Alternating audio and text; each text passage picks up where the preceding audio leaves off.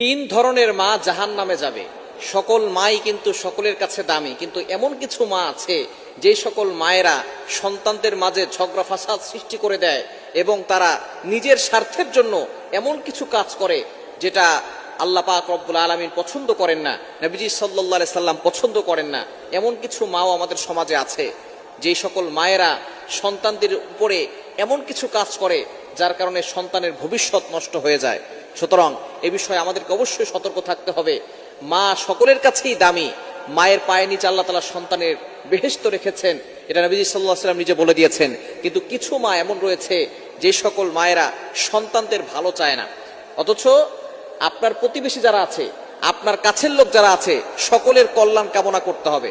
তবে তিন ধরনের মা, এক নাম্বার হচ্ছে যেই সকল মায়েরা নিজের স্বার্থের জন্য ছেলে অথবা মেয়ের সংসার নষ্ট করে দেয়। বর্তমানে অনেক মা আছে